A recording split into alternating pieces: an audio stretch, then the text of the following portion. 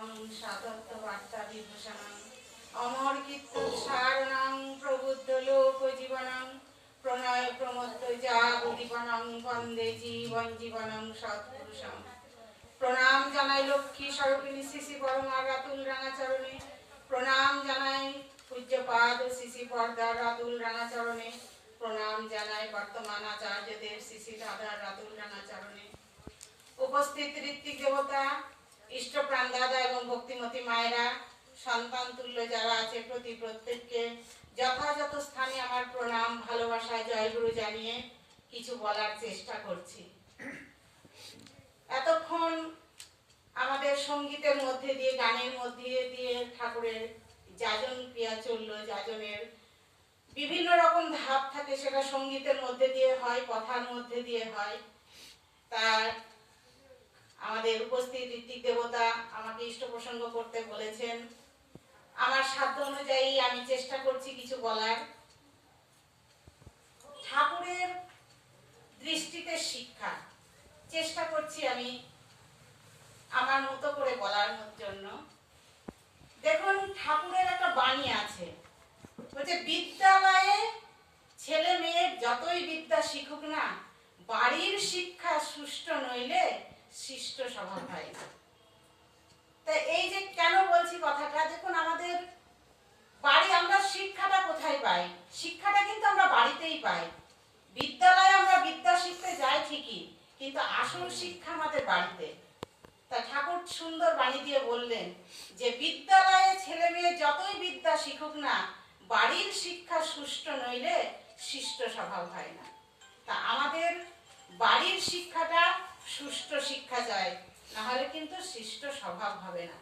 ঠাকুরের কথা দেখুন, বাড়িতে স্বামী স্ত্রী গন্ডগোল হয়, অশান্তি হয়, ঝগড়া হয়। ওই যে আমার খুব ভালো লাগে, আমাদের একজন ঋত্বিক দাদা নন, উনি হয়তো ঋত্বিক না, আমার সঠিক জানা নেই, তবে আমার খুব ভালো লাগে ওনার কথা। ওনাকে হয়তো আপনারা সবাই চেনেন, সুভাষ বিশ্বাস, সুভাষ মুখার্জি।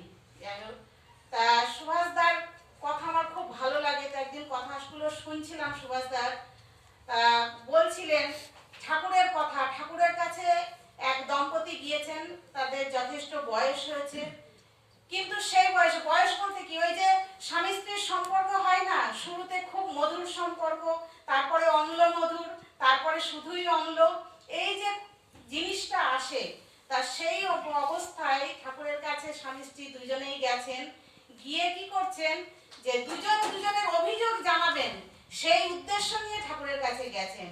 তা তারা কিছু বলতে মানে ঠাকুর তো অন্তর্যামী, ঠাকুর বলুন তো কি, মানে ঠাকুরের কাছে যখন যে বিষয় নিয়ে যেতেন, সেখানে গিয়ে দেখতেন ঠাকুর সেই বিষয়েই আলোচনা করছেন। এবার কি, ঠাকুরের কাছে যখন গেছেন এই দুই দম্পতি, তখন গিয়ে কি করছে, যখন ঠাকুরকে নিবেদন করতে যাবেন কথাগুলো, একে অপরের যত অভিযোগ আছে সেগুলো যখনই বলতে যাবেন, ঠাকুর মানে বলে উঠলেন যে আমাকে কি তোমরা পেঁপে খাওয়াতে পারবে? দেখুন, স্বামী স্ত্রী একে অপরে তাদের অভিযোগ নিয়ে গেছে, এখান থেকে পেঁপে এলো কোথা থেকে? ঠাকুর বলছেন আপনারা কি আমাকে পেঁপে খাওয়াতে পারবেন? ওই যে ঠাকুর বললেন, এবার করি বলিলা অতি চমৎকার, আমি নাহি জানি অন্যে কোন ছাড়, আমি হেন নাহি জানি অন্যে কোন ছাড়। তা তিনি যে কি লীলা করবেন তিনি নিজে বলছেন আমি জানি না আমি কি লীলা করতে এসেছি, তো অন্যে তো কোন ছাড়। তাহলে পেঁপে কোথা থেকে এলো?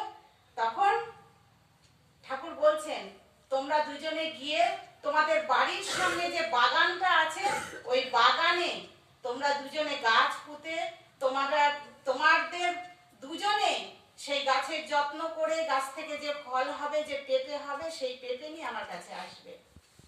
তো দুজনে বাড়ি আসলো। আসার পর ঠাকুরের কাছে কেষ্টদা বসেছিলেন। কেষ্টদা বলছেন যে ঠাকুর, ওরা তো অভিযোগ জানাতে এসেছিল, আপনি পেঁপে খেতে চাইলেন যে? তখন বলছেন যে ওই যে ওদের দুটো মানুষ দুদিকে চলে যাচ্ছিল, দুই মেরু হয়ে গেছিল, এ দক্ষিণ মেরুতে যায় তো ও উত্তর মেরুতে, ওদের দুজনকে এক করার জন্যই তো আমার পেঁপে খাওয়ার বায়না। তা দেখুন ঠাকুর কিভাবে, মানে কত সহজে প্রত্যেকটা সমস্যার সমাধান করতেন। তা এই হচ্ছেন ঠাকুর। আমাদের বাড়ির শিক্ষা সুষ্ঠু স্বভাব চাই। কেন না, আমাদের সন্তানরা যাতে আমাদের দেখে শেখে। সন্তানের সামনে বাবা মা ঝগড়া অশান্তি করলে কি হবে, যে না সন্তান হবে এ কোথায় এসে পড়লাম, এ মানে কেমন জিনিস। আমরা দুজন হয়তো আমরা স্বামী স্ত্রী দুজন আছি, আমরা একে অপরকে অঙ্গীকারবদ্ধ হয়ে কথা দিয়েছি ভদ্রলোকের মতো যে আমরা কেউ কিছু করব না, সুন্দরভাবে সুন্দর জীবনযাপন করব, সন্তানকে সেভাবে মানুষ করব, কিন্তু চলার সময় উল্টো চলছি। সেরকম যদি আমরা চলতে থাকি তাহলে আমার সন্তানটা কিন্তু শিষ্ট স্বভাব পাবে না। তাই বাড়ির শিক্ষাটা সুষ্ঠু হতে হবে ঠাকুরের কথা অনুযায়ী, তবেই আমরা সন্তানকে মানুষ করতে পারবো, সন্তানকে আমাদের ঈশ্বরের পথে এগিয়ে দিতে পারবো।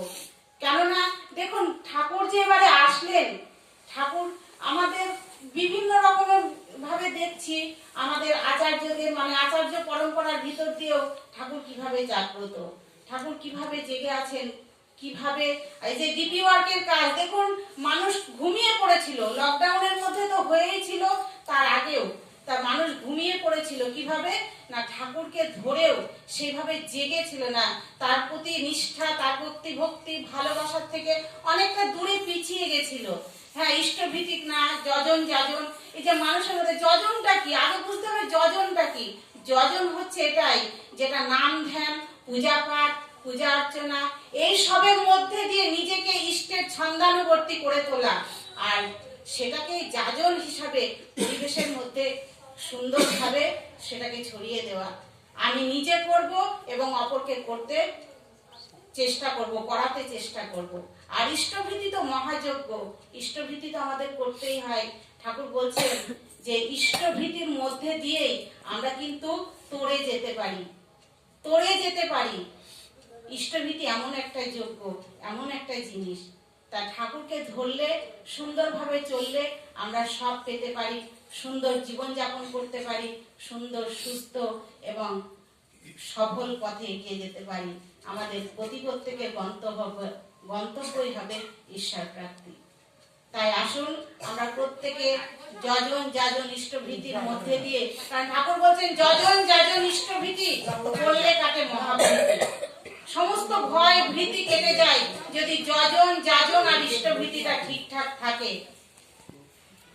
তাই আমাদের এই নাম ধ্যান ইষ্টভীতি এগুলো আমাদের করা লাগে। আমরা সকালবেলায় উঠে সুন্দরভাবে অতি প্রত্যুষে অর্থাৎ ডাকে পাখি না ছাড়ে বাসা, আমরা ব্রহ্ম মুহূর্তে উঠে যদি ঠাকুরের যে নাম ধ্যান, সে ঠাকুর বলছেন কি নামের মধ্যে দিয়ে ধ্যানের মধ্যে দিয়ে নিজেকে স্থির করা যায়, গ্রহণ করা যায়, তীক্ষ্ণতা আসে, তাহলে ওই যে নাম ধ্যান, তারপরে আমাদের যে ইষ্টভীতি, ইষ্টভীতি করার পরে যদি শত অনুজ্ঞা কেউ মন থেকে ডেলি পাঠ করে, আমি অক্রোধী, আমি অমানী, আমি নিরলস, কামলোভ জিত বসি, আমি ইষ্ট প্রাণ সেবা পটু, অস্থি বৃদ্ধি যাজনযজ্ঞ, পরমানন্দ উদ্দীপ্ত শক্তি সমৃদ্ধ, তোমারই সন্তান প্রেম অপুষ্ট চিরচেতন, অজর অমর, আমায় গ্রহণ করো, আমার প্রণাম লও। এই যদি আমরা নিত্য অর্থাৎ প্রতিদিন সুন্দরভাবে এই মন থেকে যদি করতে পারি না, দেখবেন আমাদের আস্তে আস্তে পরিবর্তন আসতে বাধ্য।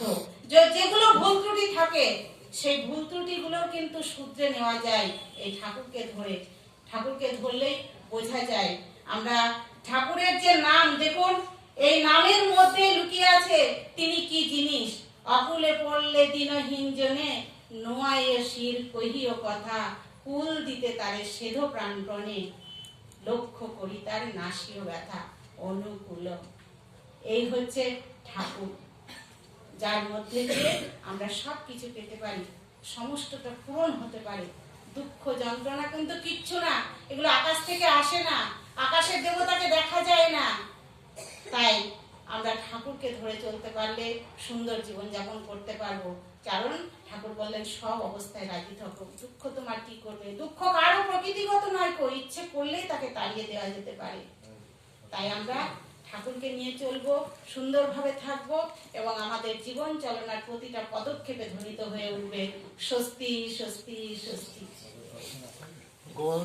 উপস্থিত সকলকে এবং আমার ঠাকুরের আতুল রাঙা চরণে সকলের মঙ্গল কামনা করি। জয় গুরু, বন্দে গুরু।